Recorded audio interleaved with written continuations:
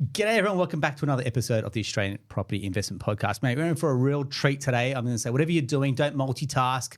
Lend us your ears, and if you're on YouTube, lend us your eyes because this is an absolute cracking episode. We've got Sam Gordon in the house. G'day, mate. How you doing? All right, mate. Good to be back, buddy. Thank you. Mate, thanks for coming back. And mate, there's very few podcasts that I listen to, only because I'm in this space and I choose to tune out. Yours is one of them. Diary for CEO is another. And I'd like to say, mate, first of all, absolute congrats on what you guys are doing. Thank you, man. I appreciate it. Mate, I watch with it's real respect for what you guys are building. It's not blowing any smoke. I'm just saying like genuine respect for what you guys are building over at Australian Property Scout. And we've had the pleasure of working with you guys for some time, a number of mutual clients. And I can just see there's something in the air going on there. There's real change with you at the helm. And I just want to say, mate, kudos to you guys. Thank you, man. I really appreciate it, bud. It's, I think we try and do things a bit differently. We operate a bit of a different way to, I think, most people in the industry. And we're super passionate about it. Like it's not just a business for us. And like almost everyone that's in the team is actually an investor, man. So everyone's so bought into the idea of what we're doing. It's a cool thing to be part of. And I appreciate it, man. Thank you. No, not at all. I think that is when you talk about it, and we'll talk about the difference that you guys have versus others.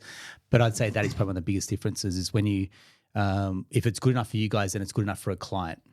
Yeah, 100%. I think this is the biggest thing, especially with the BAs. And we have associates, so then we formulate them into BAs. Yeah. Because I've never had success in bringing someone directly in as a buyer's agent. Yeah. People just don't operate the way or think the way that we do as investors. So I love being able to bring in an associate, which a lot of the time is actually an ex-client or a current client. And you give them this opportunity, and we've been able to work with them and deal with them before. And then we can actually mold them into exactly what we want. And the easiest, the absolute base thinking on everything is, would you do this deal yourself? Wow. So, man, when you think like that about every deal, you're only doing good deals. So such a very good litmus test when it's like, if we could do it, if we'd take it, then it's good enough for us. It's good enough for a client. 100%. Well done to you, mate. Having a chat to you before, you're looking nice and tan. You come out of Europe recently. Mate, a couple of weeks on the Sunshine Coast, you'll get a great tan too. A lot of cows, a lot of gym sessions, but a bit of a tan as well. It's good. Excellent. And I mean, overall health and well-being, you're looking good, feeling good? Feeling good, man. Feeling great. It's been an awesome year. Yeah, man, it's actually funny. I mean, I guess from a health side of things, I've been a bit of a different training year for me. I've been going a lot of strength rather than kind of more of a fitness route, which I've always done. So still healthy, still fit, but man, I've never weighed 104 before and been benching sets of 130s plus, and here we are. And I love it, but man, it's How good. tall are you? Different. I'm only 5'11". That's crazy. It's a bit of weight on it. Good calories going in. And you hear me talk about this a lot when people come in. I'm like, not that I think aesthetics matter, but I think it's health and well-being, whatever modality people have. I just think it's the most important thing, mate. I think family, health and well-being, and everything starts to fall into place after that. Yeah, whether for sure. It's business, whether that's relationships, whether that's financial, whatever your goals are, mate. You lock in those two at the very start.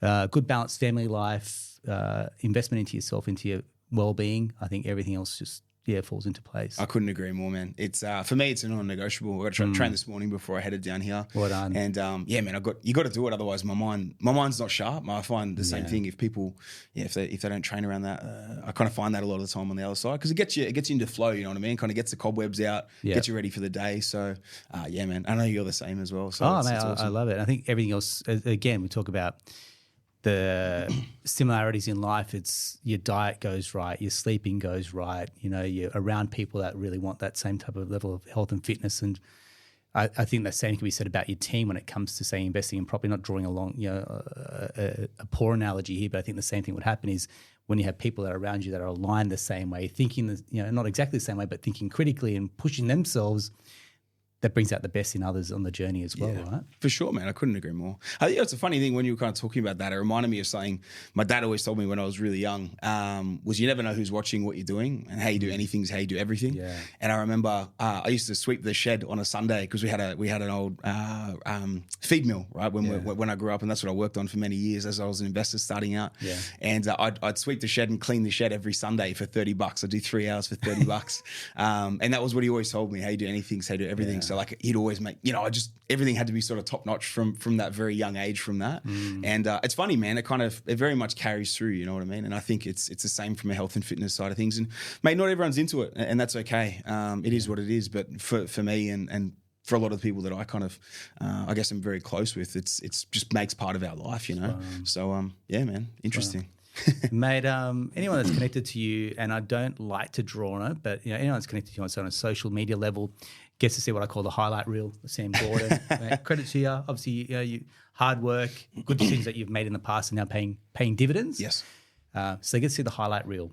Maybe the cars, the lifestyle, the trip to Europe recently, for example. But I want to talk about the unsexy side of your journey and what people haven't seen and what's gone on behind the scenes to get you to this point. So we can kind of peel back the layers a little bit. Tell us, and if you want to know about Sam's journey, we'll link the other episode we did a while ago. Yeah. But take us through, what's it taken to get to this point for you when you reflect a little bit? Okay, to paint a picture of where I'm at now, I'm pretty much bang on 15 years investing, right? So I bought my first property in November 2009 when I was 19. We're in October 2024. So literally almost 15 years to the day. Yeah, nice. Very, very close. And mate, over 100 rentals now. I've got 80 plus actual standalone properties as well. But when I bought the first one, and then probably literally the first 10 years of investing, it was all graft. It was all sacrifice.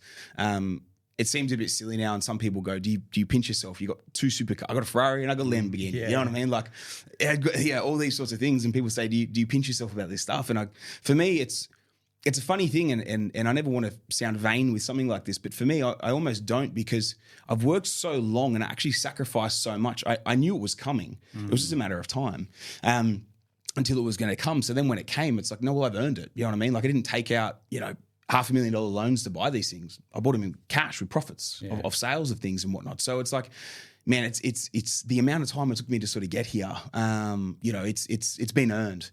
And I think when I really look at the journey, mate, I didn't travel from 21 to 27, 28. It was about 6-7 years in there where I literally didn't travel.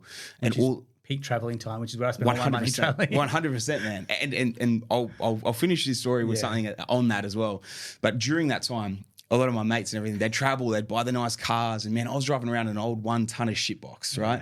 Absolute piece of shit. But it got me from A to B. It was cheap to run. And yeah, man, during that whole period of time there, I literally just invested. My holidays were renovations. I'd finish the soccer season and a renovation I would line a renovation up, like an end of lease with end of soccer season, and then I'd shoot off and do it. Or over Christmas, I'd head off to Brisbane, Adelaide, wherever it was, and I'd go renovate a property for 2-3 weeks. And that was my time off. And that's the way that I kind of ran for like 7 years, man. So you're 100% right. People see the highlight reel of now. And yeah, man, it's come from all those years of dedication and sacrifice. And so often when I'm chatting to clients about this sort of stuff as well, I always say, like, you don't have to do like 7 years is a crazy amount of time. Yeah. Like, and if anything, and this is where I'll kind of circle back to what you said before, if anything, I kind of, in a way, if there's some things that I regret, in a way, I do regret a little bit not probably having a little bit more fun. 7 years, I still had fun, but like 7 years of no travel, it was a long time. And yeah, man, it's one of these things of you kind of got to weigh things up. But really, when you look at it, if you sacrificed hard for 1, 2, 3 years, and genuinely sacrifice and really put everything into this thing, all your spare savings, don't be frugal, work a second job, third job, like all those things that I did during that time frame. I think the difference is like now what I could help someone do in 1, 2, 3 years compared to what I did myself in a pinball machine, smashing everything on the way up, making mistakes, learning as I went. I learned a lot of lessons out of it.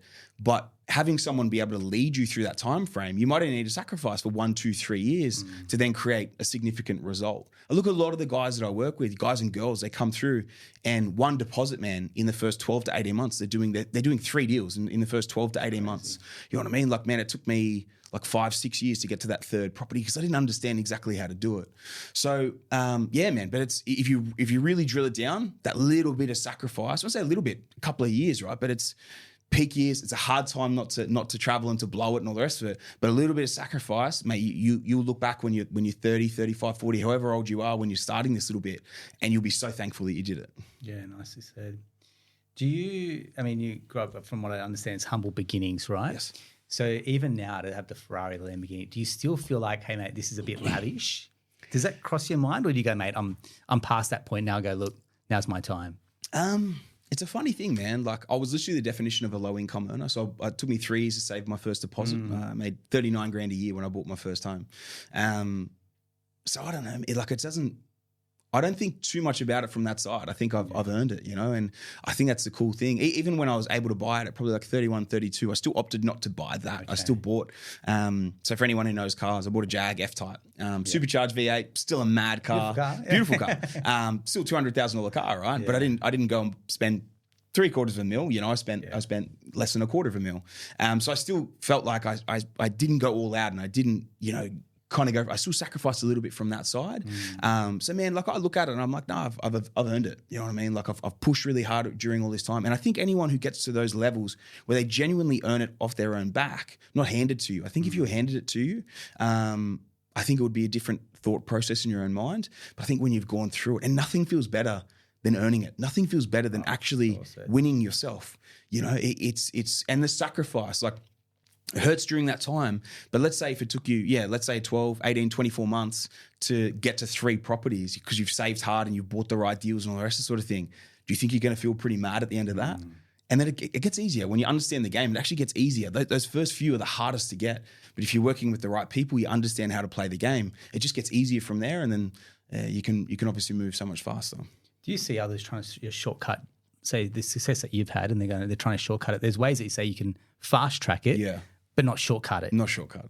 No. So what do you say to people when you consider they're trying to take the shortcut, for example? How do you tell them to? What sort of shortcuts? Give me an example of a shortcut. Yeah, look, I mean, you talked about they didn't earn it. So it's like the bank of mum and dad is going to deliver. Yeah. It's, hey, I'm on a good income, therefore I can go and lease the vehicle, for example, as opposed to save for it. Okay. Yeah. So that's some of the shortcuts that I see. Yeah. I think when it comes to like the bank of mum and dad, if it's going to take you 12 to 18 months to save that first deposit, or the bank of mum and dad can help you with a deposit to get into your first deal, man, we're all given different opportunities at different points in life.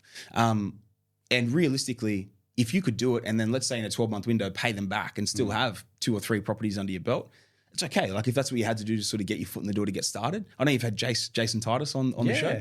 He's obviously one of the BAs over at Australian Property Scout. And I love that style, which is it's the guarantor. It's not like here's the cash. Yeah. I'm gonna depend on my parents for the cash. I think that's the difference, which is I've got the ability, income wise, for a guarantor, but I'm just going to cash my inheritance check early. Yeah. Well, man, this is the thing. Yeah, exactly right. So, so he had the 10% plus closings on that first place that we bought together.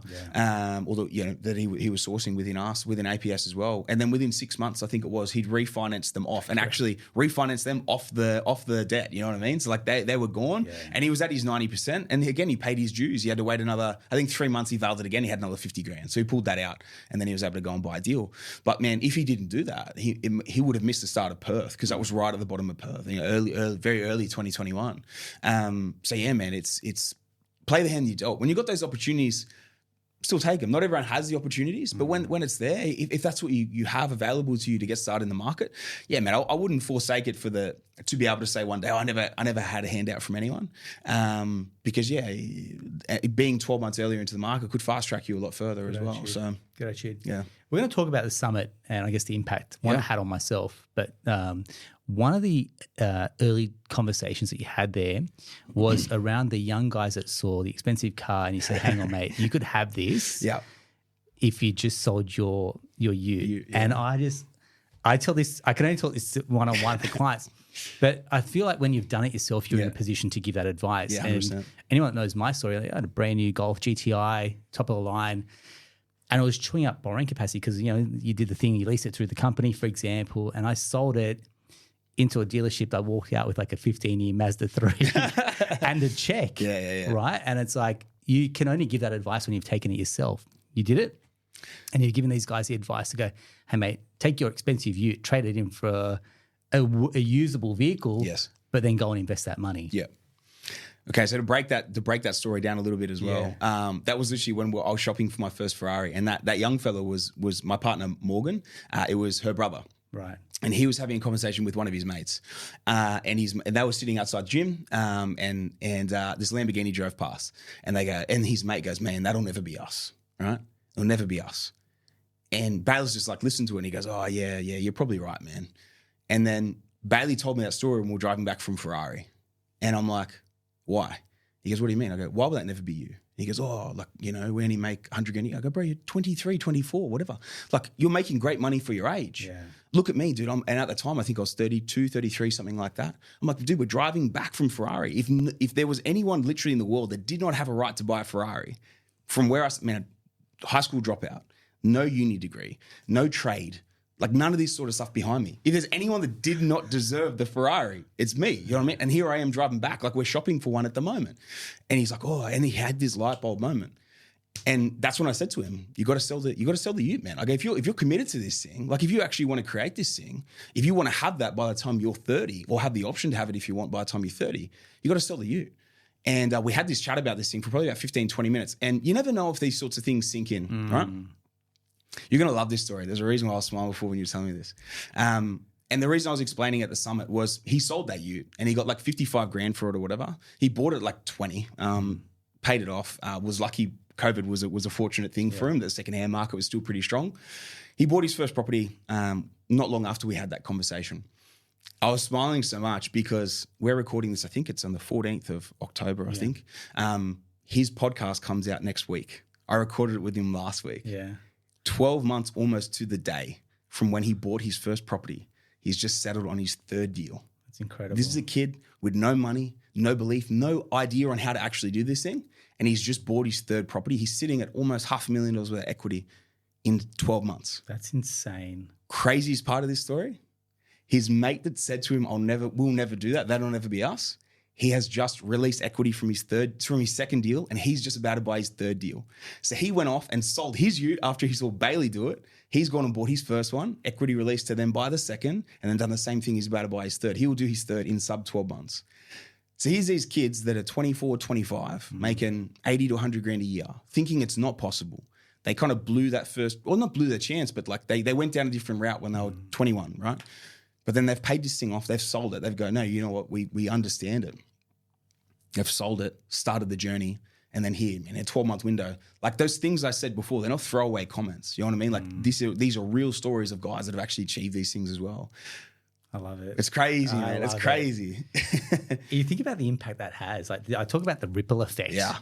You do it here, and you're talking to Bailey. That's a ripple effect that his mates, and then I hear this story, and that story's in front of 450 people that day. And I have my conversation, and this ripple effect just gets bigger and bigger. I'm like, how many I'm like the thousands of people does it touch, right? Right. It's, and I think it's challenging some social norms, which is, hey, mate, got a good income, go and get a car lease. It's pretty easy, or a car loan, and go and buy the new car and drive it off the lot, and away you go. And just because you can doesn't mean you have to or you should. And I think, man, social media is like, it's definitely like warped a lot of people's perceptions around this side of things too. When you're young, you're always hungry to buy a car and look like you got more money than you have. Well, right? It's the only piece, I say it's the only piece of real estate you can afford at that point. Yeah, right. I talk about like when you're like a teenager your hair's your real estate. That's the only thing that you can control, right? So the fancy haircuts. And then you go into your 20s and like the only piece of real estate you can do is drive around and is I can afford to buy a vehicle. And then actual property real estate is only reserved for like late 20s if you're able to, right? And median first home buyer age is 37. So it's really not able, like you can not get real estate until you're like mid to late 30s sometimes on average. So that's if you're in the average, man. Beat the average. Don't be the average. If everyone's doing that and they're buying that car, like they're allowing you to borrow that money to buy the car because they know that within 4 to 5 years you can pay it back. So if you can pay it out with balloons and all the rest of the bullshit, a $50,000 car is actually going to cost you what, 70, 80? There you go, $70,000. That means within a 4-year window, at worst, you're going to save yourself a $70,000 deposit. What can you do in 2 or 3 years, or even 1 to 2 years if you save your ass off and sacrifice and maybe get that second job? You know, like all these sorts of things, man. If you can bring this stuff forward, the craziest part of it is like you're acting rich, right? Buying that stuff, you're acting rich. You're acting like you have money that you don't have. But then what happens in like 5 years when you actually do have it, right? And you have generated, like you look at Bailey's story before and Kyle, his mate, same thing. Man, in 4 or 5 years, instead of having paid off that $50,000 car, you could be selling that first property and banking $200,000, $300,000, $400,000 worth of profit. What are you going and buying now? If that's what you really want to do and you go, you know what, I'm going to scale this thing, keep growing, keep building it. But where I'm going to treat myself is when it is time to sell that first deal. The one little thing I'm going to do for myself is I'm going to go buy something, right? And I'll buy something at that point. I mean, if we're talking $200,000, $300,000, you're buying a J, buying a C63. You might be buying a two-year-old G-Wagon or something, right? In cash, without the debt. And I think this is where, man, like changing the norm in thinking around all this sort of stuff it's what changes the game. And I think when people really buy into this side of things, they realize what's possible. And again, you look at me, I have no right to do what I've done except for grit, determination, and sacrifice. Yeah. They had no right really to kind of do it either, compared to the norms, like you're saying, like 36, 37. Yeah. And now look, they're under their third deal. Like, what are the stats of 25-year-olds that have 3 properties under their belt? Oh. It'd be less than 0.1%. Right. You know, so to me, that's more impressive than acting rich on social media. Because at the end of the day, anyone who knows anything, they know you're fake. Like, they know it's leased and all the rest of this sort of stuff. Like, actually generate wealth, man. And like, there's nothing more impressive to me than that. Because the amount of, again, sacrifice, determination, grit that has to go into it, it's unmatched. Mate, spot on. You just touched on 2 words there. One is acting rich, and the other one's actually being wealthy. And there's such a clear distinction between the two. 100%. Yeah, rich is what you see on the outside. Wealth is what, when we sit in a room full of investors and people, you put your hand up if you've got more than 10 properties. And I see these people, I'm like, I don't see a designer label belt on these people or fancy shoes. I'm like, they walk amongst us. Yeah. They don't need to beat their chest. And it's actually the quiet millionaires that go amongst us, especially in a community like what you've got, that I'm like, this is special, mate, where that's celebrated as well. Yeah. That type of success. Yeah, I love it, man. That was the coolest thing about the summit, man, was like, I think we asked everyone who was a property investor put their hands up. It was like 90% of the room put up. We asked how many people are from interstate. 80% of the people put their hands up. You know what I mean? It's like, there's saying you're going to do things, and then there's traveling interstate. There's doing all these things to the Gold Coast in April, man. Like, it's not an easy place to get to. If you're listening and you don't know what we're talking about here, Australian Property Scout had their first ever property summit. So it was face-to-face live interaction on the Gold Coast on a Saturday, I believe. I turned up there with my brother, a couple of mates, clients, and I got to tell you, mate, I didn't know what to expect. And I walk into a room of 450 people on a Saturday, and at the break, I'm like, oh, so whereabouts are you from? Oh, I'm from Perth. I'm from Wodonga. I'm like, have you paid to get here? They're like, yeah, I just flew in.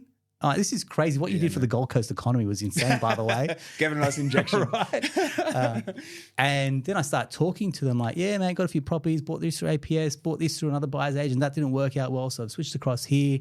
And it was almost like, you don't want to say cult, but it was like such an affiliation, such a following that they've really engaged with what you guys are doing. Like, you can't just create that overnight. That takes deep work to build a community. I say you got faceless Facebook groups and you don't know who you're taking advice from. You put people around each other and they want to see each other do well. And something that I thought in the breaks when I was talking to people, they just genuinely want to see other people do well. Yeah. I'm like, that is damn special. Something that I love about our clients, where they're willing to help each other out. Rising tide lifts all ships. 100%. When you have enough abundance, you want to give more to others as well. So there's this real mindset around that. And that's why I really wanted this episode, because on a next summit that's coming up in November in Sydney, it's non-negotiable. Like, for me and my team and a number of clients, this is non-negotiable for us. You want to be around like-minded people. Like, I just went to the fitness expo on the weekend. Yeah. And Bernie's like, we took our 2 kids, we have child minding. I'm like, bring them all. And just the people that are around there just want to raise the bar personally. And this is what people want to do. They want to raise the bar. They're going to invest themselves in a weekend in November. It's like, who do you want to be around? Yeah.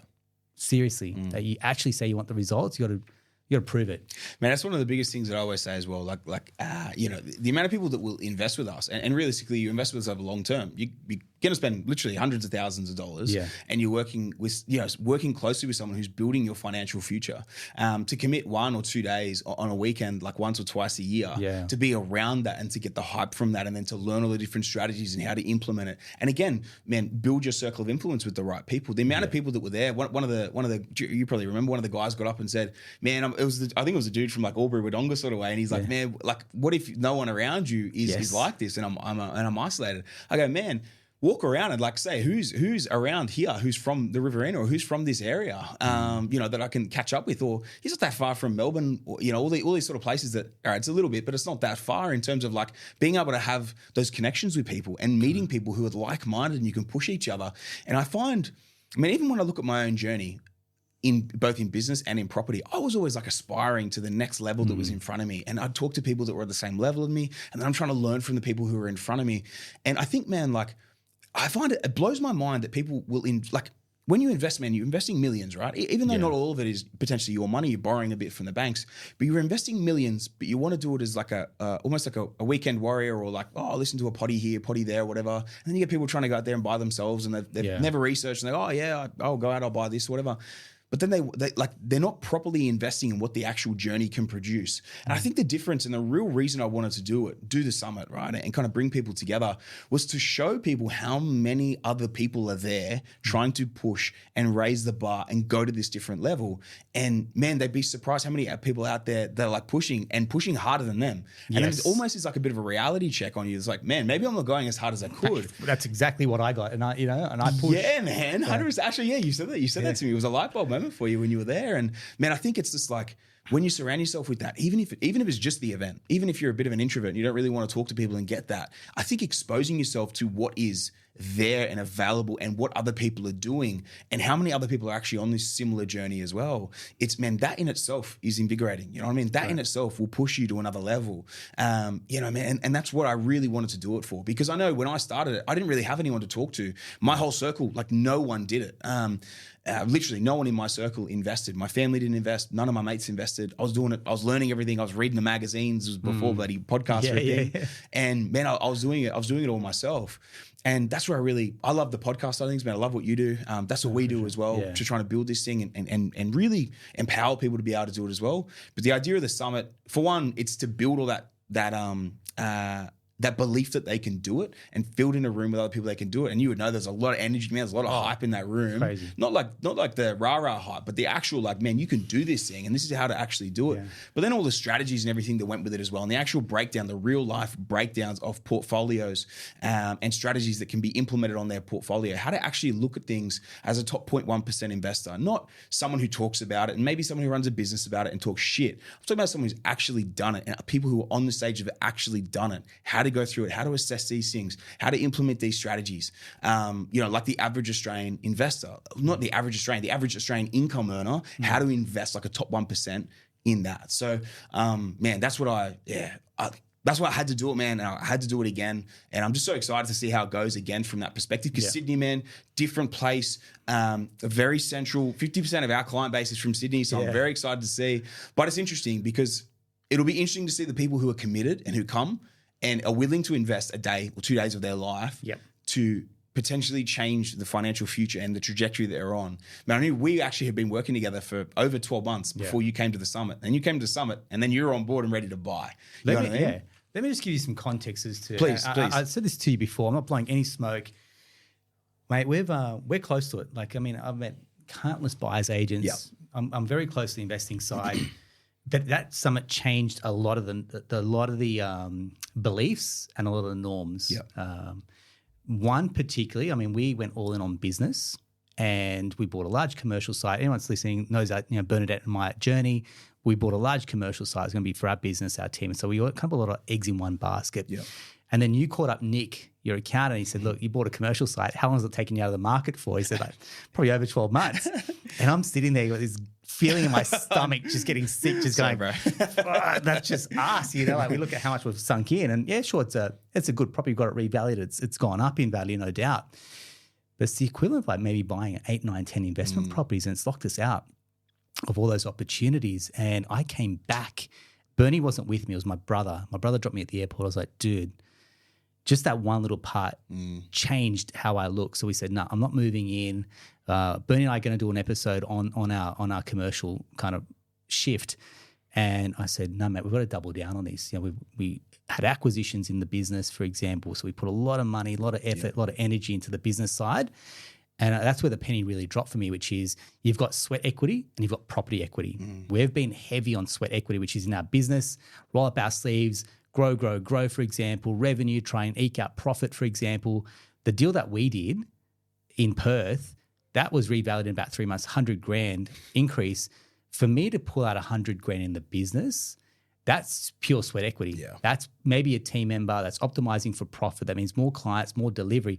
Love doing it at all, but there's a price to be paid for that to eke out 100 grand versus I did nothing. We got the loan approved. I asked my team to revalue it. I got 3 valuations done and they all came back really, really high. And it's the blessing of having multiple valuations at my fingertips. and that's where I've said to people, I'm like, don't take anyone else's word for it. Take my word for it. Here's what's been done. Black and white, I can show you hand on heart. This is our performance and our result. And I said, and that's why Bernie and I have really been focused on, and it's allowed Bernadette to take time off work. Yeah. Honestly, like that's crazy. Man. The ability for us to have property as a backstop to go, hey, man, we can generate income through our business, but we can also generate another revenue stream through properties, which we have, gives us choice and flexibility in life. Yeah. Isn't that what financial freedom's all about? 100%, man. And so that was, to me, I'm like, I came back from the team, and it's hard when you go to something like this, and I've done a lot of personal development days. You come back on a high, then you step back into a normal environment, and everyone's frequency is a bit lower. Yeah. And the team were like, what are you talking about, mate? It's Sam Gordon Kool-Aid. What are you sipping? I said, mate. Something in the water on the Gold Coast. You need to be there for the next one. So I've told our team, put out there to our clients, I'm like, if you're listening, we're going to open up opportunities for you guys to come along as well. But I said, you got to be there, because that's the only time that you'll experience something like that, where you're around like-minded people that are all playing a bigger game. And that's what I thought. To me, property investing, I feel it's 50% financial, because it's driven by what you can do financially, borrowing capacity, equity. But the other 50% is mindset. The team, who you've got on the team, who's believing in you. And also, I think it really holds up a mirror to, like, have you got the, I want to say balls, but have you got the kahunas to really go all in on this and achieve what you're really capable of hitting that as a potential to build a portfolio? And to me, I'm like, you need people that believe in you as well. Yeah, 100%. Dude, I think you have a look at the stats, right? It's something like 92% of property investors in Australia own one or two properties, and they get stuck, and that's it. And the reason they get stuck is because they don't surround themselves with the right people, and they're operating at that, you're talking about the frequency at which you are operating at. And there's operating at a high frequency, and there's operating at the 92% of everyone else. You know what I mean? Or more. Realistically, it's probably more, right? And I think this is the crazy thing, man. When you change that, when you have that paradigm shift, and when you realize what actually is potential, and when you're willing to hook in and actually change the game and change your outlook on it, so much is possible. You know, and there is so much potential out there. This is a crazy thing, man. Just to do things simply, but win. And I think when you surround yourself with the right team, see, this is the thing, I say simple, but like the average person, we would tell them the way that we invest, or potentially the way, the strategy and all the rest of it, and it blows most people's minds. Because for us, it's simple. But when you have the right team around you, executing that simple strategy and game plan, man, that's how you win. And that's how you enter. Look at that 92% of people never get past one or two properties. He's a 24-year-old kid, sells his ute and gets there in 12 months. You know what I mean? Doing something different. And I think, man, I just agree with you completely on it. It's man, it's one of these things. It's exactly what you said. It's like one of those, it changed the direction in your life, in the way you look at things. And business can be a great vehicle, man. You can make great money as an employee, Absolutely. as an employer, whatever you are out there. But I think having that secondary income stream, or that secondary wealth creation vehicle, everyone has to have it. Whether you're making $1 million a year or whether you're making 50 grand a year, you have to have it. Because almost everyone lives within their means. If you're making 50, you live within 50. If you're making a mil, you live within a mil. Or majority of people do. And I think this is where, man, like you have to build that secondary stream, or when you stop working, that income stops coming in. You have to build it out and replace it sometime. Sam, it's not only when you stop working. I've got friends that are like in some really good positions now. You know, from uni, they've gone on to like some really high level, even C-suite, for example. And I'm telling them, mate, this is the reason you actually need to invest more than ever. You're one pen flick away from losing that job, and that's a serious income that you're on. You're actually far more in a riskier position than someone at maybe 60, 70, 80K, because you can find a role there. When you're 200, 300, 400K, those roles are harder to come by, and the time out of the market's actually, you got to sing for your supper at that point. Multiple interviews, you've got the borrowing capacity. It almost feels a little bit below them to be buying 400, 500K properties, right? It's like, to the ego, it's like, maybe we should be buying far more expensive properties in blue chip areas, which we'll come back into a second. And it's telling them, hey, mate, get in, buy quality, and you can scale a portfolio as well. So it's not necessarily quantity for the ego, but it's quantity because it gives you more revenue streams as well. And I'm telling them, and they're slowly starting to learn, and by investing in their time and resources into like this and your podcast and videos, they're starting to understand that, earning 300-400K is a privilege, but it's not a guarantee either. Man, I'll tell one little story before we move on. I know you were going to move past this, but man, it reminds me of one of my best mates. When I started the business, all I wanted to do was make the same money as him. Yeah. And in his biggest years in real estate, he was making a little bit over 300 grand a year in sales in Sydney. And I was like, man, you need to invest this, dude. I was making like 80 grand a year, right? Making 80 grand a year. I had like a $4 or $5 million portfolio. Making 80 grand, trying to tell someone on 300 grand what to do, right? 100%. And he's like, oh no, it's all good. Like, you know, you can always be able to make this money sort of thing. And I go, man, you don't know when this market's going to stop. And when it stops, like what's going to happen? And then, man, I think he did 2 years around that, like 300, 350, both years. And then Sydney fell off a cliff. And for 3 years, he was struggling, man. And he started jumping around agencies and he could barely get a listing, he could get listings, but he could barely get a sale because people weren't buying. The market had tanked. And man, for like 3 years, he dropped to like just a really, really low income because he couldn't get the sales up.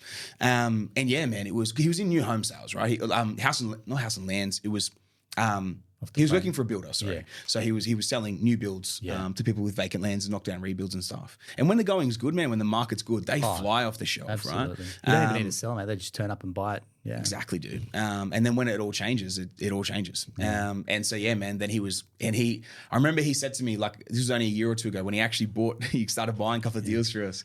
Yeah, man. And he goes, mate, I wish I could go back and rewind the clock to when I was making that income and do what you told me to do. But it was before I was a buyer's agent. This was probably 2016, 2017 when Sydney was pumping, and I was like, dude, you got to be doing this stuff. And yeah, mate, yeah. You never know how long that big income's going to last. You just never know. And you've got to build that out at the same time to make sure you're going to get that result. Yeah, spot on. There's something else that you mentioned, which is like the overconfidence of investors. They bought a few, then they're like, hey, mate, I don't need you guys. Thank you very much. And it's the word that I've come to research, which is called hubris. Okay. So hubris is when you get overconfident. Yep. Yeah. Okay. And so like, thanks guys, you got me to this point, but I'll take it from here. Yeah. And then he said, so, yeah, they come back. And it's cool. You welcome back with open arms. So it's like, welcome back to the family, you prodigal son. But take us through, like you might see a bit of this hubris in action, right? Where it's like this overconfidence and then something goes amiss. Yeah, man. I've seen it happen a bit, kind of on both, like a couple of different sides. There's one side that probably, I don't know, I've actually never kind of really spoken about this before, but I've seen over the last probably like 12 months, probably about half a dozen of our clients over the last few years have actually gone on and they've started their own buyers agencies. Yeah, okay. And I'm like, dude, you've never bought a property. You've never actually bought a property. It's one of the biggest things that most people need to be aware of these days is if they're using a BA, if they've been established for a while, how actually reputable they are, because there's a lot of BAs have been around for a long time. A lot of BAs. That are the worst, that have been around for a long time. But then there's a lot that have started up in the last couple of years that just have no actual experience. And man, their experience is they've bought a few their portfolio is X and they've used a buyer's agent to get there. Yeah. And this is and this is the thing, man. It's like the experience has been around the back end process and then managing a property and all the rest of sort of stuff, but it hasn't been the actual sourcing component. So man, I don't know if this is the kind of if it's all right to kind of go down this avenue, but it's been interesting to see that, because I remember reading about it a few years ago with other BAs who came off, like, you know, some of your big guys back in the day. And I was like, oh, that's interesting. Like, they never even really bought, and then we've seen it happen a little bit with us. And I'm like, it just blows my mind that people think they can do it when they literally have never even bought a property before. But then you see some guys, they kind of they want to trial different buyers agents that are singing the dream and all the rest of sort of stuff. And man, almost always we see that overpromise, the underdeliver, and then they're coming back to us, you know, and saying they weren't able to get me what you're getting. One of the things I laugh about the most is other buyers agents out there trying to say buying below market is a myth. Mate, I just laugh. You know what I mean? It's like, it's because they just don't know how to do it. You know what I mean? It's like there's buyer's agents and there's buyer's agents. You know what I mean? And the vast majority will actually say you can't because they don't understand how to do it. And I'm not saying that in a vain way. I'm saying that from 15 years of experience and building my entire portfolio myself and knowing what you can do out there. And people saying it's a myth, they just don't understand the actual components around it. And so yeah, man, it's one of these things. There's knowing how to actually buy really well and buy properly and understanding everything to do with it. And then just buying a property. There's a reason why I think it's 98% of transactions in America have two people on each side of the transaction. There's a buyer's agent and there's a selling agent. It's because selling agents are professionals and they literally spend their entire lives selling people for more money than they probably should pay into shit. But in Australia, we seem to have this inclination or this belief that we know how to buy property because it's the great Australian dream, right? And I think it's just a funny thing to kind of, I guess, actually sit there and think about. Like 99.9% of Australian properties are sold through a selling agent, but it's a very small number that are bought through a buyer's agent. Obviously, that number is ticking up these days. Yeah. But yeah, man, it's an interesting thing to kind of think about and watch. And I think even with myself, being a buyer's agent, some of my deals were really good, like crazy, right?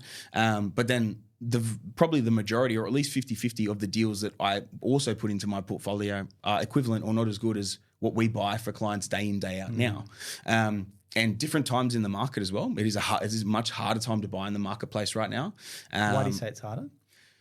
We're in a massive stock deficit. We've been in a massive stock deficit since 6 months into COVID. COVID hit. People who didn't need to sell pulled their markets off the property. People who did need to sell sold, and they sold at a loss. Probably the best buying I've ever had in my life. Yeah, okay. And then once that happened, there was no stock. And we have really struggled to catch up from that stock deficit point for a long time. And then there's a lot of other buyers. There's a lot more buyers agents in the market now as well. A lot of people actively sort of going out there and sourcing. So yeah, man, it is a much harder time to buy right now. It's because almost everything is selling on market unless you have connections. So not over 90% of what we buy every single month. Since January 23, we're now in October 2024. There's been 2 months in the last, whatever that is, 20-odd months, 22 months, where we have bought less than 90%. One was 88 and one was at 81%. Everything else is 90% plus off market. Wow. So 9 out of 10 properties you would never even see that we buy every single month. And some months it's high, it's like 95, 96%. Yeah. So it's like 1 in 20 deals we're buying on market. And a lot of the time it's an agent calls us that we know, says, this thing's crashed twice, they need to sell at this money, can you do it? And it's like, it's a stonker, you know what I mean? Because they've had to cut to sell. So there's very different abilities of buying out there, and it's just experience, man. That's all it is. And I think people just got to be really wary what they're doing out there, especially if they're trying to do it themselves. You have to spend the time, man. You can't just log on to realestate.com and then think you're getting a great deal. It doesn't work like that. It's so many intricacies to actually being really good at it. And I actually feel a little bit sorry for people out there like trying to go it themselves, or maybe they can't afford a BA, or they think, you know, that they kind of don't want to spend it. That would have been me 15 years ago. And it's sad because it's just not as easy as it once was. But I look at myself, all the way back then compared to now, there's no comparisons. And it would be very, very hard to try and cut your teeth and learn now in this marketplace. You would have to just be patient and just be okay to sit in the sidelines for 6 to 12 months while you were trialing and trying to learn it and get deals and stuff like that, because there's no shortcut. We were talking before about shortcuts. You know, there's no shortcut to knowing how to buy a deal properly and buy well.